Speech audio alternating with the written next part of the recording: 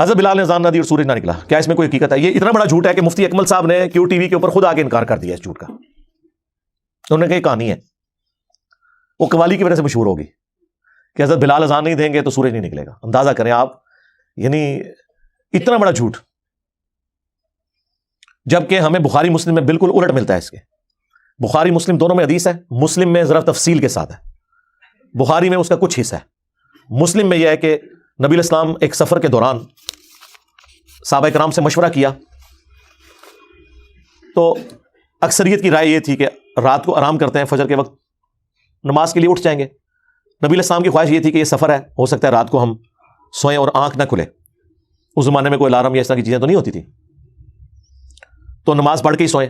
بہرحال حضور نے مشورہ مان لیا اور الٹیمیٹلی حضرت بلال کی ڈیوٹی لگی کہ وہ اپنی سواری پہ اونٹ پہ بیٹھ کے مشرق کی طرف دیکھیں گے. جب پو پھوٹے گی نا طلوع فجر کے لیے، ختم سری والی پو جو سفیدی ہلکی سی نکلتی ہے، جو فجر کا وقت ختم ہونے کے بعد نکلتی ہے وہ زردی ہوتی ہے جو سورج نکل رہا ہوتا ہے.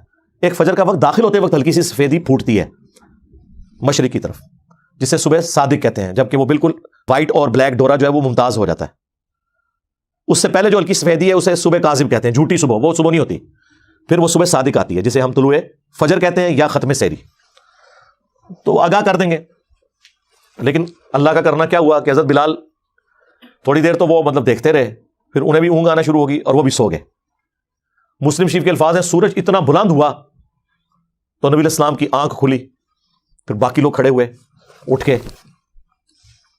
سب سے پہلے تو حضور نے کہا اس جگہ کو چھوڑو، یعنی ظاہر ہے یہ ایک شیطان کا غلبہ ہوا ادھر کہ سب کی نماز فجر کا وقت گزر گیا. پھر حضرت بلال سے پوچھا بھی تیری ڈیوٹی لگائی تھی؟ ان کا یا رسول اللہ جس طرح آپ کو نیند آ گئی مجھے بھی آ گئی. کوئی حضور نے یہ نہیں کہا کہ تو نے یہ گستاخی کیوں کی، میرا نام بیچ میں کیوں لیا ہے، کیونکہ یہ نیچرل چیز تھی.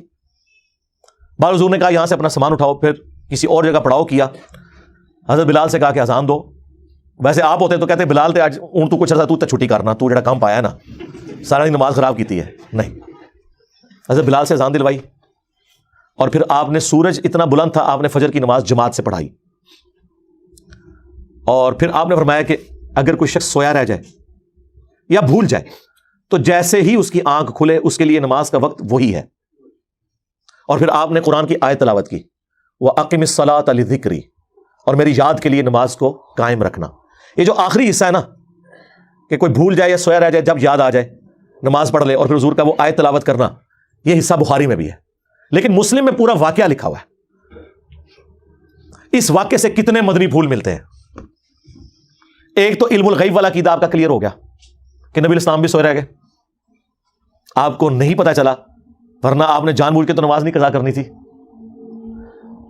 حاضر و ناظر والا بھی عقیدہ، استعانت والا عقیدہ، آپ کے سارے وہ عقیدے جو آپ نے خود سے بنائے ہوئے ہیں. حالانکہ نبی کے بارے میں تو یہ ہے، بخاری مسلم میں آیا کہ نبی علیہ السلام نے فرمایا کہ ہم انبیاء کی صرف آنکھیں سوتی ہیں، دل جاگتا رہتا ہے، اس لیے نبیوں کا وضو نہیں ٹوٹتا سونے سے. جو حضرت عائشہ کہتی ہیں اسی حدیث میں کہ حضور کے خراٹوں کی آواز میں نے سنی. نبی علیہ السلام بہت اونچے نہیں لیکن تھوڑے بہت تو خراٹے لیتے تھے جو سوتے وقت آواز آتی ہے. اور آپ اسی طرح نماز آپ نے پڑھا دی. آپ نے فرمایا ہم انبیاء کا دل نہیں سوتا، صرف آنکھیں سوتی ہیں، لہٰذا انبیاء کا وضو سونے سے بھی نہیں ٹوٹتا سوائے ان چیزوں کے جن چیزوں سے ٹوٹتا ہے. تو چونکہ وہ غافل نہیں ہوئے ہوتے، لیکن یہاں پر نبی علیہ السلام کو پتہ ہی نہیں چلا کہ سورج نکلا ہے. تو یہ مسئلہ بھی کلیئر ہو گیا. اور یہ مسئلہ بھی کلیئر ہو گیا کہ حضرت بلال حبشی رضی اللہ تعالیٰ عنہ، جن کے بارے میں آپ نے قوالی میں سنا تھا کہ وہ اذان نہ دیں تو سورج نہیں نکلتا، وہ تو سوئے رہ گئے اور سورج نکلا کیا؟ باہر نکل آیا. جس دن بلال کی عزت سٹیک پہ لگی ہوئی تھی اس دن تو سورج نکل آیا. اگر حضرت بلال کی عزت کی حفاظت دیکھی جائے تو اس دن ہونی چاہیے تھی کہ کوئی فرشتہ جا کے حضرت بلال کو جگا دیتا کہ حضرت اٹھو، نہیں تو لوگوں نے گلاں کرنی ہے جے بعد وچ. اور وہ واقعہ جی وہ جو ان کی زبان میں لکنت تھی تو وہ صحابہ نے شکایت لگائی تو اگلے دن حضور نے ان کو اذان دینے سے روک دیا، تو اس دن سورج ہی نہیں نکلا. لیکن یہ ہے کہانی اور مسلم شریف نے وہ کہانی کھول دی. اس لیے ہم کہتے ہیں یہ کتابوں کا خدا، یہ کتابوں کا پیغمبر، یہ کتابوں کا واقعہ اور وہ بابوں کے بتائے ہوئے واقعات. مرنے سے پہلے اے مسلمان کر لے اس پہ غور. کتابوں کا خدا اور ہے، بابوں کا خدا اور. کتابوں کا بلال اور ہے، بابوں کا بلال اور. ہاں، وہ چیز جو قرآن و سنت میں رپورٹ ہوئی ہے وہ تو بالکل اس کے اپوزٹ ہے. اور اس واقعے سے یہ بھی پتہ چل گیا کہ اگر کوئی شخص سویا رہ جائے یا بھول جائے تو جس وقت بھی وہ نماز پڑھے گا اس کی نماز درست ہو جائے گی، وہ نماز قضا بھی نہیں ہوگی. جان بوجھ کے نہ کی ہو. بعض اوقات انسان لیٹ اٹھتا ہے نا تو لوگ پوچھتے ہیں میں قضا پڑھنی ہے ادا پڑھنی ہے، تو آپ جب اشراق کے وقت میں فجر پڑھیں گے تو آپ کی ادا ہے، بشرطے کہ آپ نے روٹین نہ یہ بنائی ہوئی ہو۔ کتنے لوگ ہیں پوری رات بیٹھ کے نیٹ پہ اور واٹس ایپ کے اوپر فضولیات میں ٹائم ضائع کرتے ہیں، اور فجر کی جب اذانیں آتی ہیں تو وہ سو جاتے ہیں، اور پھر وہ کہیں گے ہم اٹھ کے نماز نہیں، ان کے لیے نہیں۔ ہاں کوئی رات کو ٹائم پہ سویا، کسی دن کوئی اچانک ایسا معاملہ ہو گیا تو وہ اسے پھر غم کھانے کی ضرورت نہیں ہے، وہ نماز ادا کرے، اس کی نماز ادا ہے۔ اور اس واقعے سے یہ رزلٹ بھی نکلا کہ اس طرح کی جو نماز ہے وہ آپ جماعت سے بھی ادا کر سکتے ہیں۔ سورج نکلا ہوا ہے اور حضور نے یہ نہیں کہ اپنی پڑھ لو، اذان بھی دلوائی اور نماز پڑھی۔ اور ضمن میں ایک برکت کے لیے ایک واقعہ عرض کر دیتا ہوں جو پبلک میں اسی کے ساتھ ایک جھوٹا اور واقعہ مشہور ہے۔ وہ کہتے ہیں جی حضرت میر معاویہ کی ایک دفعہ فجر کی نماز قضا ہوگی، یعنی جن لوگوں کے بارے میں قرآن و سنت کے دلائل میں اگر کوئی چیزیں ان کو نہ ملے، ان کو اونچا کرنے کے لیے انہوں نے جھوٹے واقعات منسوب کیے ہیں۔ اور یہ کون لوگ سنا رہے ہیں؟ جو یہ کہہ رہے ہیں نبی کو بھی علم غیب نہیں ہے، وہ شیطان کا علم غیب مانتے ہیں اور پتہ نہیں کیا کچھ ماننا شروع کر دیتے ہیں۔ وہ کہتے ہیں جی حضرت میر معاویہ کی فجر کی نماز ایک دفعہ قضا ہو گئی، تو وہ اتنا روئے کہ اگلے دن ان کو فجر کے وقت شیطان جو ہے نا انسانی شکل میں اٹھانے کے لیے آ گیا۔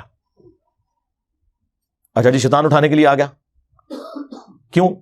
وہ کہتے ہیں اس لیے آیا کہ اس شیطان نے ان کو بتایا کہ کل جو آپ روئے تھے نا اس کی وجہ سے آپ کا ثواب کتنے گنا بڑھا دیا گیا، تو میں نہیں چاہتا کہ آپ دوبارہ نماز قضا کریں اور آپ کو پھر اتنا ثواب رونے کے اوپر ملے، تو میں آپ کو فجر کے وقت اٹھانے کے لیے خود آ گیا ہوں۔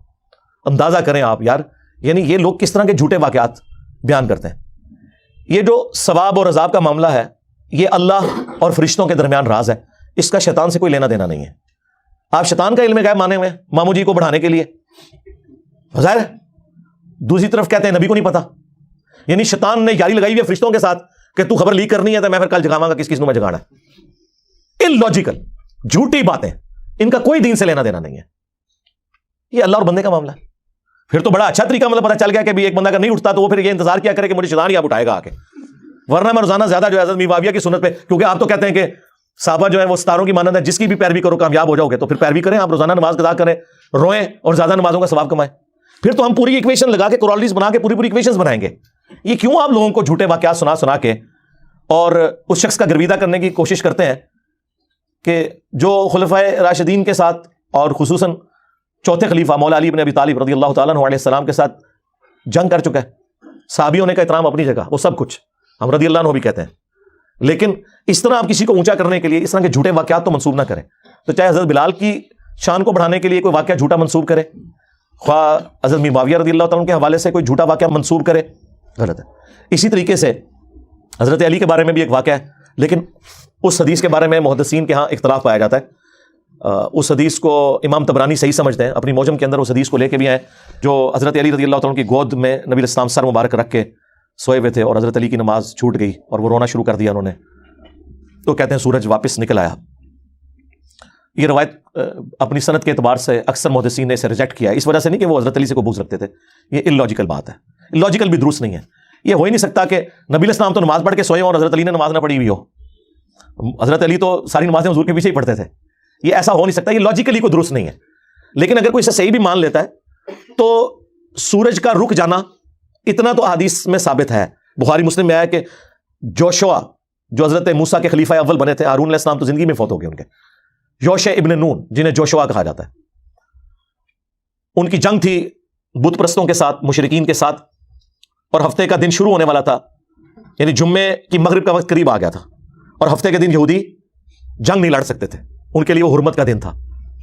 اب بالکل جنگ اینڈ پہ پہنچی ہوئی ہے، فتح قریب ہے، تو حضرت یوشع ابن نون نے اللہ کے حضور دعا کی کہ اے اللہ میرے لیے سورج کو روک دے، آج کا دن تھوڑا لمبا کر دے تاکہ ہم کافروں کو شکست دے لیں، کیونکہ اگر مغرب کا وقت آ گیا تو جنگ روکنی پڑے گی۔ تو حضرت یوشع ابن نون کی دعا کی برکت سے اللہ نے سورج کو روک دیا، یہ بخاری مسلم کے الفاظ ہیں، اور ان کو فتح نصیب ہوگی۔ تو یہ پاسبلٹی موجود ہے، لیکن اس طرح کہانیوں میں رنگ بھرنا کہ اس سے آپ کسی کو اس طریقے سے بڑھانے کی کوشش کریں یا اس میں سے کچھ نکالنے کی کوشش کریں،